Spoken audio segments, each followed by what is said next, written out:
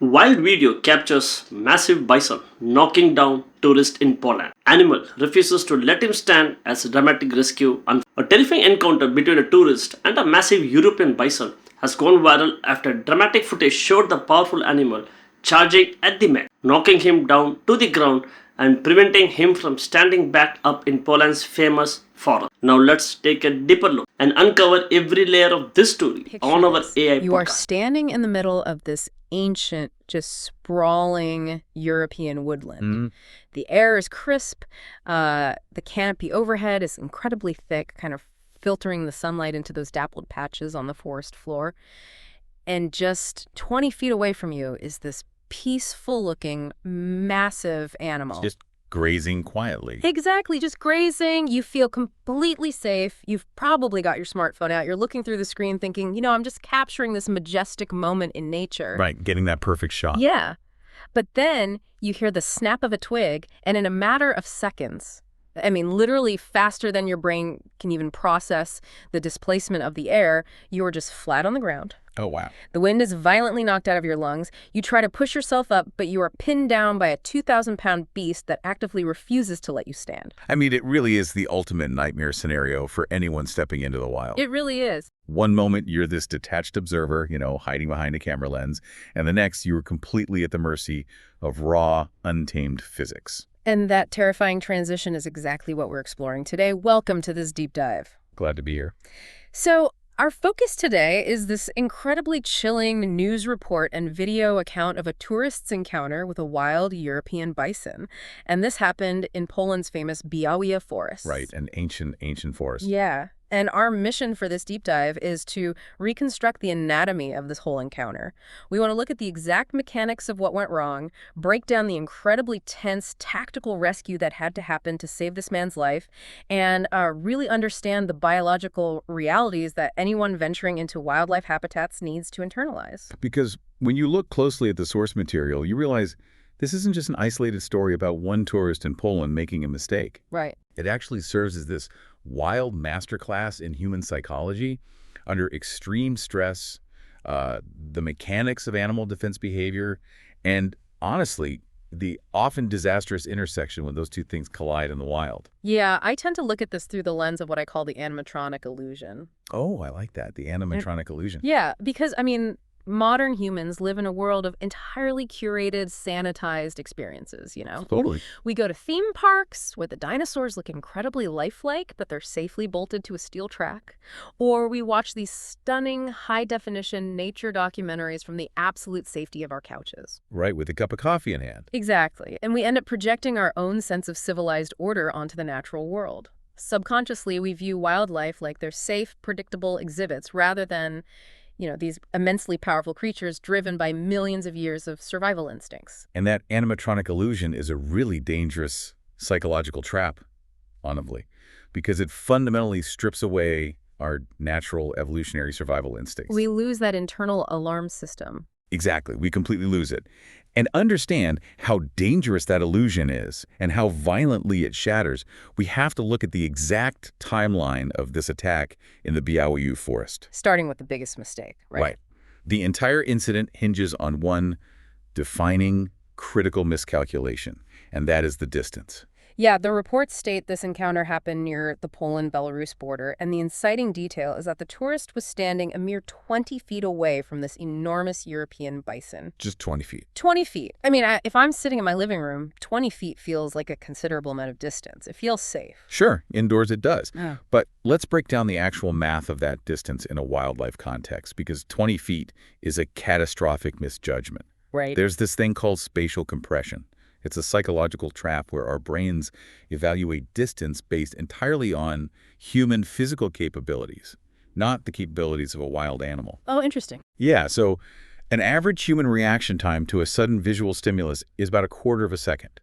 And then it takes roughly another half second for the brain to send the signal to your legs to actually pivot and start running. So you're looking at almost a full second before you even begin to physically retreat from the threat. Correct.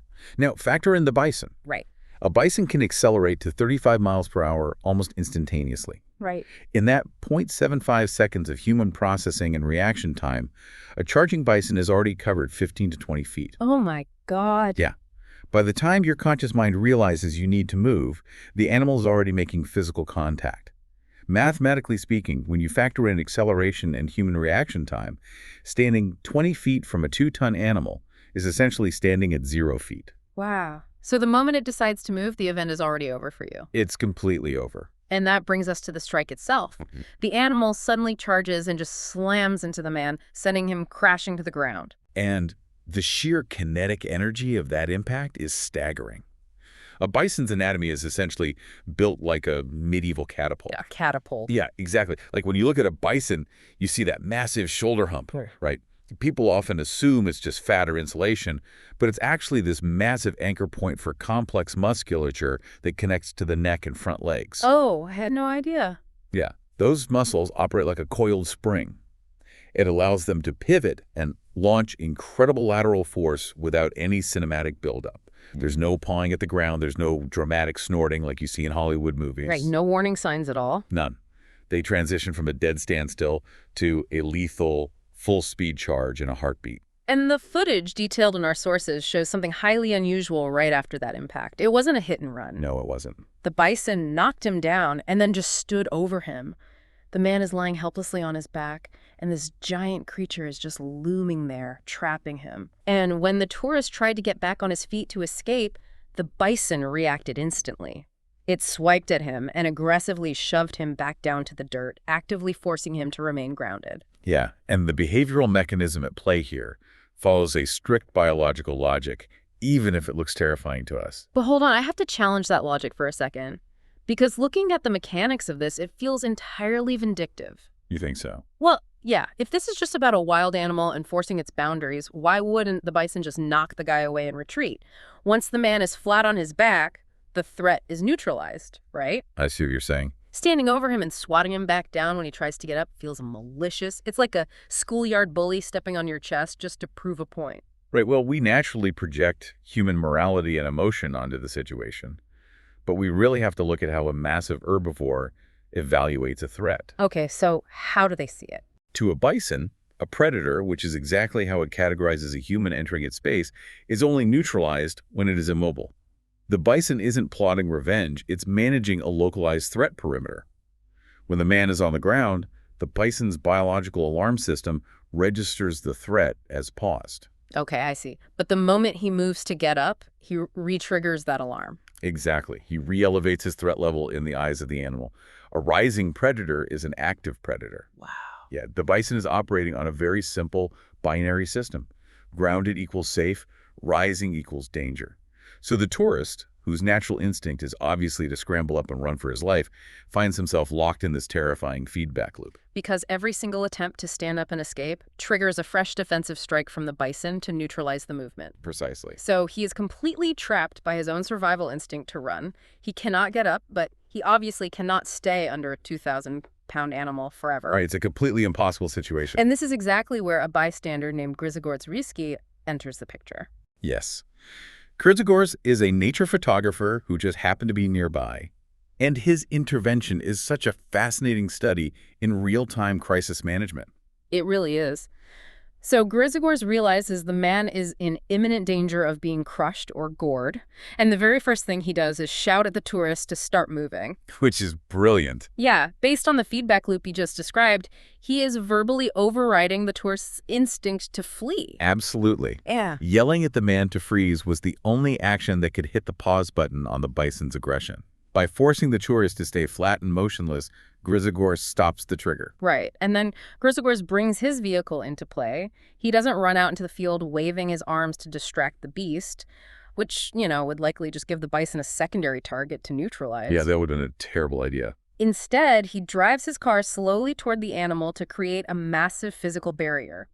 He creeps forward with his passenger car door wide open, essentially offering this wounded tourist an armored escape pod to jump into. Right.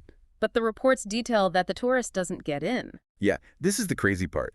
Instead of climbing inside this reinforced steel box that has just arrived to save him, the terrified man attempts to run away from the bison on foot. Which completely defies all logical sense. You have a 2-ton animal that just flattened you, a rescuer offering you a literal getaway car, and your decision is to try and outrun the beast across an open field. I know, it sounds insane.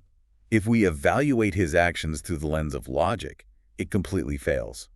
But if we examine it through the biology of extreme shock, it is actually the only possible outcome. How so? Well, when a human being is subjected to sudden violent trauma, the brain fundamentally rewires itself in real time. The amygdala, which is your brain's threat detection center, completely takes over the system. So it initiates the fight-or-flight response. It does way more than just initiate it. It literally redirects the flow of oxygenated blood away from your prefrontal cortex. Oh, what? Yeah, and the prefrontal cortex is the area of your brain responsible for complex geometry, rational decision-making, logic. Under that level of cortisol and adrenaline, you physically lose the capacity to process a complex thought like, hey, an open car door represents a secure environment. So you just can't think straight at all. Not even a little bit. You develop extreme tunnel vision. The nervous system screams one single command to the legs, and that is to increase the physical distance between yourself and the monster. The conscious mind cannot process the mechanics of the rescue because the survival brain has already fired off the command to sprint. That completely blows Grizagor's initial plan then. The escape pod is empty, and the guy is running across the field, which we know will just re-trigger the bison's pursuit response. Exactly. So Grizagor's has to adapt instantly. The source notes detail how he carefully puts his car in reverse, matching the speed of the running man, and drives alongside him. He creates a literal moving barrier between the tourist on foot and this massive charging animal. And honestly, the tactical difficulty of what Grizagor's executed is just remarkable. Oh, I can't even imagine. Right.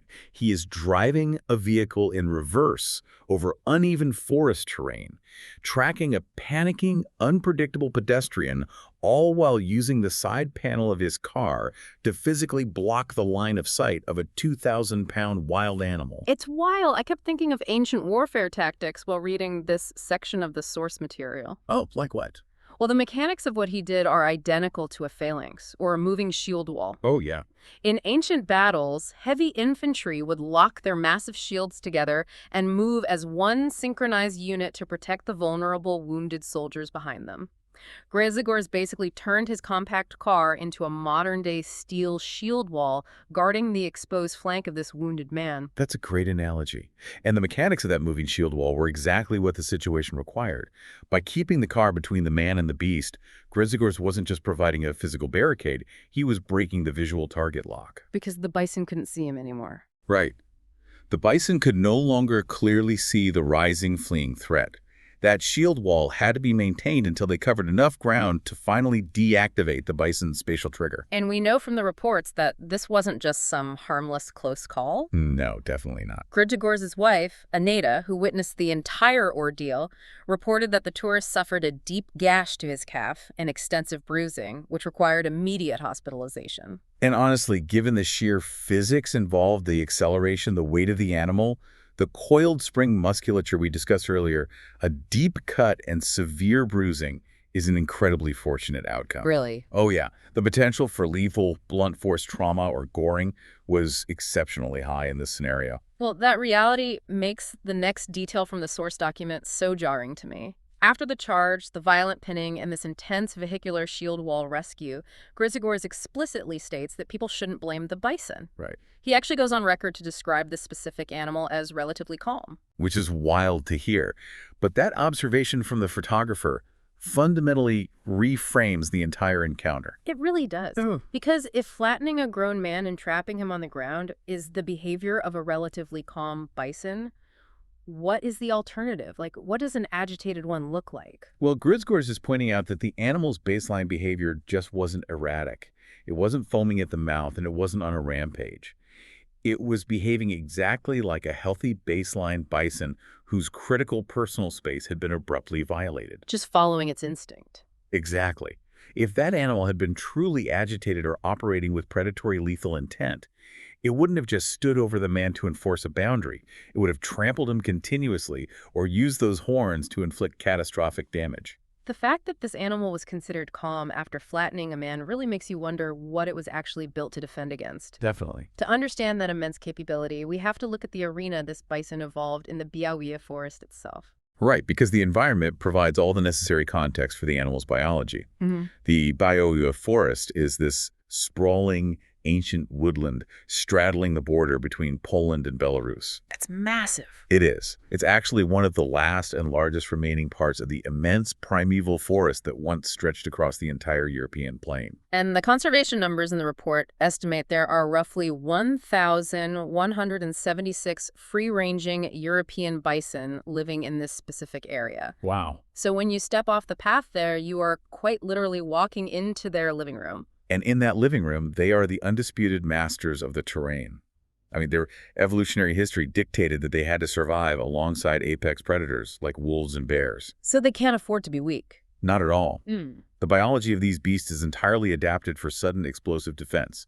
European bison have this shaggy, lumbering appearance that totally tricks the human eye into thinking they are slow, docile cows. But the reality hidden under that fur is an animal that weighs well over 1,000 pounds, with the large males pushing closer to 2,000. Yeah. They are densely packed with muscle and carry incredibly powerful horns. And the core warning, heavily emphasized by wildlife authorities in our source material, is that a bison does not need to be actively aggressive or chasing someone to be an immediate lethal threat. That's a scary thought. It is. Yeah. Herbivores just don't perform the same caloric cost-benefit analysis that a predator does. Like, a wolf might decide an attack isn't worth the energy or the risk of injury. Sure, they want an easy meal. Right. But a massive herbivore whose space is violated, it just eliminates the threat instantly to secure its perimeter. A charge happens within a fraction of a second, leaving the victim with absolutely zero opportunity to evade. And this spatial compression, this fundamental human misunderstanding of how the wild operates, is not just an issue for tourists in European forests. No, not at all. The source material draws a very clear line connecting this encounter in Poland to a broader global pattern of behavior. Yeah, the failure to respect the mechanics of distance is a universal issue whenever modern humans interact with wild spaces. The report references a separate, highly publicized incident from the United States to highlight this. In July, at Yellowstone National Park in Wyoming, a grandfather was reportedly tossed approximately 8 feet into the air by a bison during another encounter that went viral online. 8 feet. I mean, launching a fully grown human being 8 feet vertically into the air requires a staggering amount of mechanical force. It's unbelievable. It really brings us right back to that catapult anatomy we were talking about. And despite videos of these immense displays of power circulating constantly, people continue to casually walk right up to these animals. Which brings us to the core lesson here for anyone listening. Right. Whether you are hiking the geothermal trails of Wyoming or exploring the deep, ancient woodlands of Poland, the rules of nature remain uncompromisingly the same. Always. The safest approach, as outlined by every expert in our source reports, is remarkably simple. Admire the wild from a significant distance. It really is the only reliable safety mechanism. Never approach wildlife, never attempt to touch them or feed them, and honestly, most critically in our modern era, never attempt to photograph them from a dangerously close range. Yeah, a smartphone camera lens severely distorts our perception of distance and safety, but zooming in for a better angle is just not worth your life. No, it's not. The source explicitly notes that a few extra feet of physical distance is quite literally the barrier between a memorable, awe-inspiring wildlife sighting and a potentially fatal encounter. When you get close, you are wagering your physical safety against an animal's unpredictable threshold for tolerance. Exactly. My biggest takeaway from synthesizing all this source material is this inherent, inescapable unpredictability of wild animals.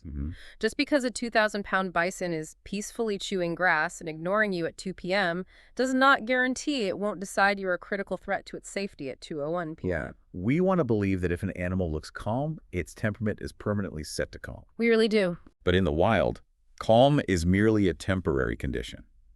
It is a fragile state that relies entirely on you not violating the animal's biological boundaries. Well, we've covered a lot of ground today. We've explored the intense, terrifying reality of that encounter in the ancient Białowieża forest. We broke down the catastrophic math of stepping within 20 feet of a European bison. Yeah, 20 feet is 0 feet. Exactly.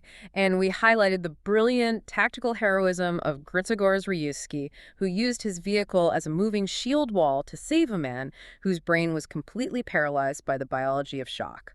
And of course, we unpacked the staggering, often deceptive physical power of these giants. It really is a narrative defined by incredible luck and quick thinking, but it stands as a stark, universal warning about respecting the spaces we enter. Definitely. I want to thank you for joining us on this exploration of the source material today. We hope that this deep dive serves as a memorable, practical guide for your next outdoor adventure. Keep your distance. Respect the immense power of the local wildlife, and always remember that you are merely a guest in their environment. And I'll leave you with a final thought to consider the next time you pack your bags for the outdoors. Oh, please do. When we carry high-powered cameras in our pockets and have 24/7 access to beautifully shot, intimate nature documentaries, we develop a deeply false sense of intimacy with nature.